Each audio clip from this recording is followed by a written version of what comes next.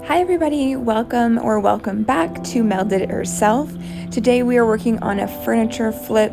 We're using this side table that I picked up on Facebook Marketplace for $15. It has some kind of vintage shapes in the legs and the hardware, which I'm hoping to be able to restore. The top has a little bit of wear and tear, but nothing that we can't fix.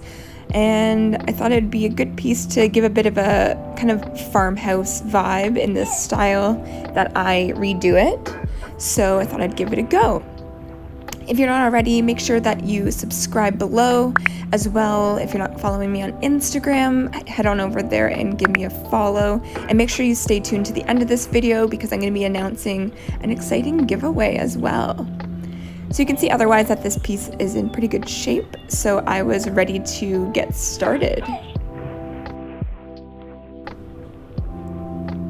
So what makes this video extra exciting is that I am collaborating with a Canadian brand who very graciously gifted me some products to try out. The company is Colorantic, or Colorantic if you're French. They specialize in chalk-based paints, and they also have accessories like paintbrushes, waxes, top coats. They even have some wood decor and knobs. So they have quite a bit of selection on their website, which is www.colorantic.com if you're interested in checking them out. And they did also provide me a promo code, which is MEL10. If you'd like to try out some of their products, make sure you use that to get 10% off your order.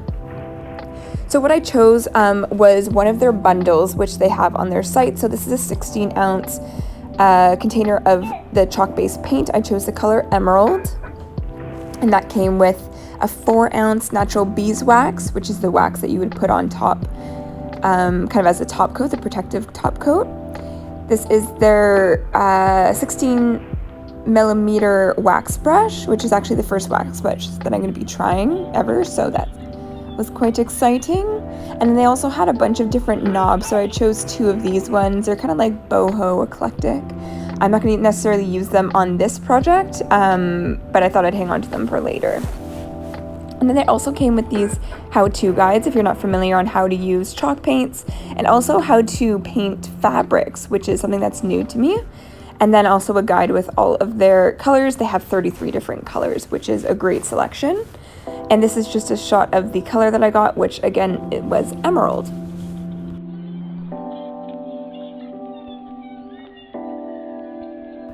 So I knew that I wanted to give this a bit of a two-toned look.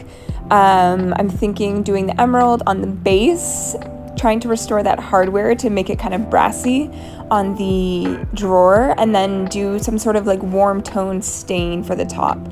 So to get it started, I'm just sanding down with my orbital sander. I had 150 grit sandpaper on here, and I'm just going over the top.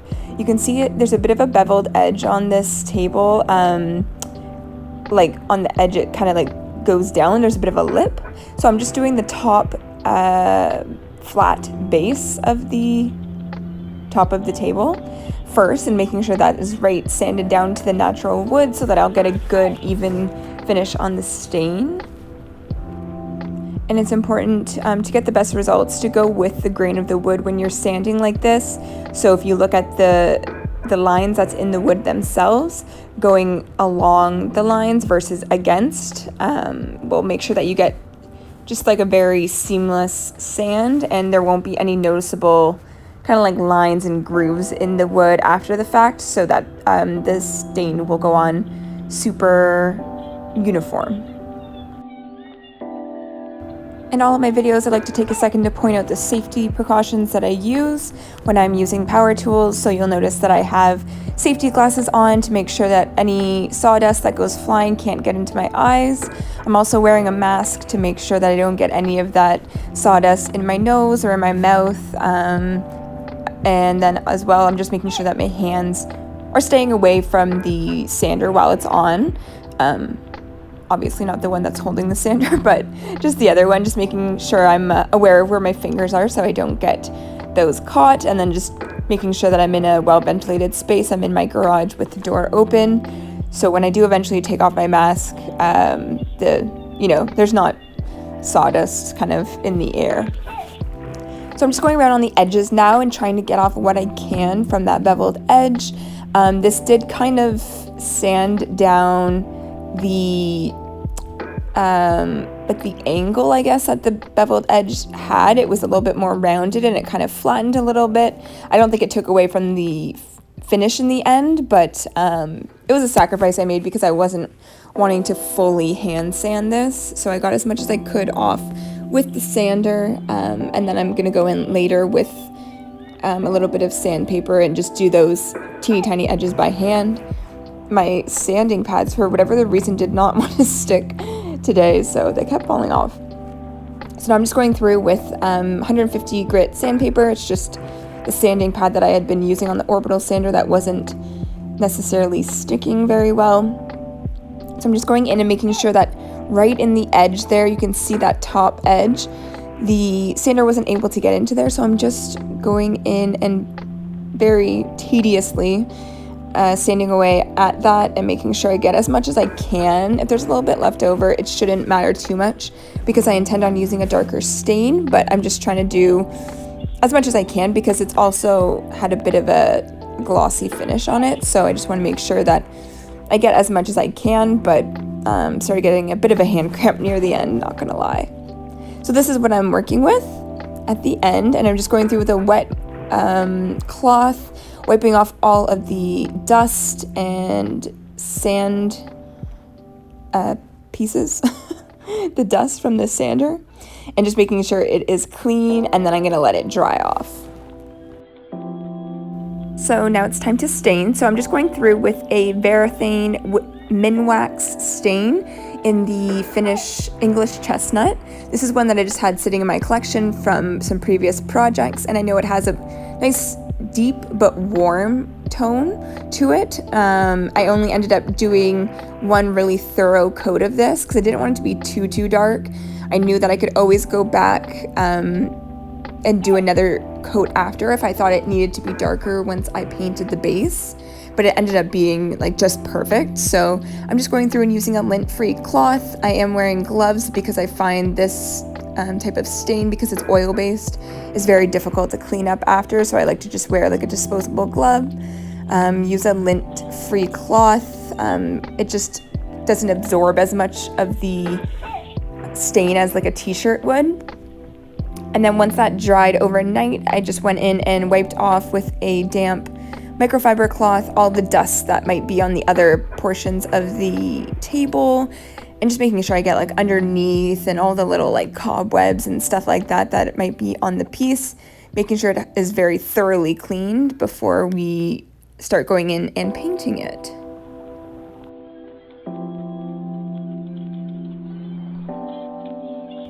Even if it doesn't necessarily look dirty, it is kind of good practice to go through and just wipe all the spots on your pieces, like the underneath and stuff. You won't see it necessarily, but sometimes they're just grime and gunk from it being an old piece of furniture that will really help it from smelling musty, I find, if you just give it a good wipe and get rid of all of that. So I'm starting with just a little bit of that emerald chalk-based paint, and I like to water down my chalk-based paints and chalk paints just because I find that it gives it a little bit of a thinner finish, and I can put more layers of it if I need to, but it just makes for easier usage of the paint. It thins it down a bit so you're not wasting as much, and I can kind of put the coverage where I want it to. I do this with all of the chalk paints that I use, and you can see it just goes on really super, not super opaque, but just easily.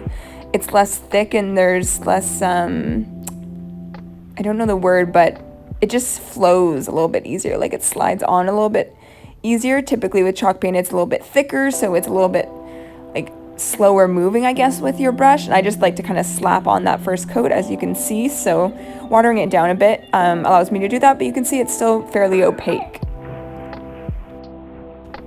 Like I said, this color is emerald, and it's a really pretty kind of a blue based green. It comes off a little bit more blue on camera. I think in the final photos and videos, you can see a better representation of the color, but it was very nice. I thought it was going to be a little bit more hunter green, but I was very pleasantly surprised with the color because I think it's like really unique. I haven't really seen another easily accessible chalk-based paint in this color, so yeah, I was very impressed with it.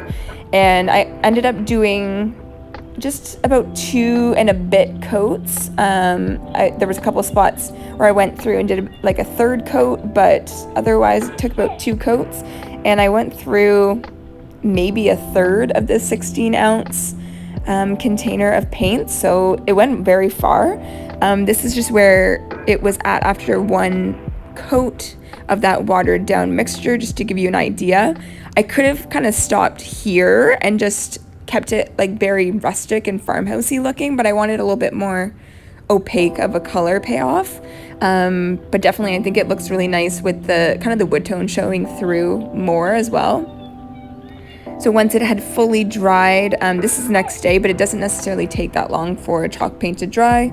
Within 20 minutes or so you can go through and do another coat, but I wasn't rushing with this project, so I had left it overnight. And then in the same day I went through and kind of did the touch-ups after this coat. There's just some of the different like sides, the nooks and crannies that I couldn't see prior, so this is after the 2nd coat. And then there's just a couple spots that I went through with a smaller brush just to get into those grooves. You can see there's lots of like intricate kind of lines in this piece, so just wanted to make sure that they were very thoroughly covered. So just for your reference, the Colorantic colors, I got a 16-ounce container, which went pretty far, but they do range in size from 4 ounce to a gallon that you can get in all their 33 colors, just so that you know. So I'm going to go through and deal with this drawer and the hardware now. So I'm just taking off that vintage kind of inspired hardware that's on there. It was pretty dark and kind of like patinaed over time, which is lovely in and of itself, but I wanted to give it a bit of a refresh. So I'm just going through and I'm actually using a mixture of the just plain chalk paint for the drawer front and the watered down mixture, mostly because the watered down mixture by that point had been more water than paint. So I'm just using a combination of those, and I only ended up doing like 1.5 coats on the drawer front because of that, and it went on very smoothly.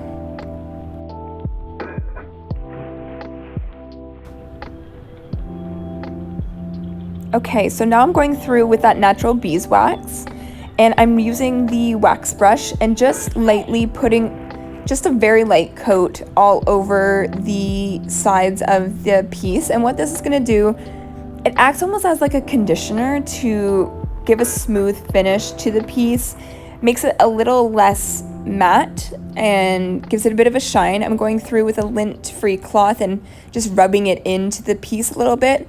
It's kind of like if you think about like hand moisturizer, and you go in, you put it on, but then you kind of like work it into your skin so that it absorbs and conditions your skin. So that's what I did. I didn't put like globs and globs of it, just a light coat, and then rubbing it into the piece, and it gives it a really nice sheen, as well as protecting it. So this will remain a little like tacky to the touch, and not fully cured for about 7 days. So keep that in mind after you do a piece, to let it sit. If you were to like push your fingernail into it, there would be a mark until it is fully cured. So make sure that you're careful and gentle with it. And then to go through and seal the stain, I went through with a Varathane polyurethane, and this is a matte finish. It's just one that I had sitting in my DIY supplies, and I like this because it actually goes a really long way. This tiny container that I've used for many projects, and you just need a very light coat. You can see I'm just making sure that the entire top surface is fully covered in a light coat, and it goes on a little bit almost like a milky looking finish, but it does dry clear. Just make sure that you don't put too thick of a coat and that you're in adequate temperatures, because I've done it before where I was trying to do this in like minus 15 degrees and it ended up drying a little bit white and gloopy because it wasn't able to sink into the piece good enough. So just keep an eye on the directions on the container and follow those accordingly. But this turned out great. I ended up doing this, leaving it for a couple of days, and then putting another coat on. So this was the hardware before. Like I said, there was a bit of a patina on it. I'm just using a little bit of Barkeeper's Friend and a brush and then some steel wool just to rub it down. And it only took me about like less than 5 minutes, and it pretty much perfectly restored it, which I was very happy with. It gave it a nice kind of goldy brass look, and I think it really helps with like the vintage farmhouse vibes. So I was very happy with how that turned out. Definitely going to use that original hardware again on this piece. So once everything had dried, I'm just going through and putting it back on, and then we can get to reassembling this whole thing. Because I didn't wait until the wax had fully cured and I wanted to get some after shots for you guys, I did notice I had scuffed it a little bit from putting on the hardware, so I just wiped those pieces or that little section out with the lint-free cloth, and I'll be sure to be careful with it for the next few days while it fully cures. But that's what it turned out with. So just a reminder of what we started with. A very vintage, well-loved piece. Very clean otherwise though. Very well made, sturdy, and this is what we are left with. I hope you guys enjoyed this video and learned a thing or two. Please subscribe below. Thank you again to Colorantic for collaborating on this video. Don't forget to go check out their website, www.colorantic.com, and they also have www.creativefactory.ca with some kind of wood decor pieces. You can use my promo code MEL10 for 10% off your order, and they have free shipping for orders over $100 for a limited time. And another exciting thing, you guys, is I'm doing a giveaway with Colorantic. They offered a $50 gift card for one lucky subscriber. So head over to my Instagram at Mel Did It Herself. Look for the photo with this beautiful piece, and that's where you can find the details on how to enter that giveaway. Thank you so much for joining me, and I will talk to you soon. Bye.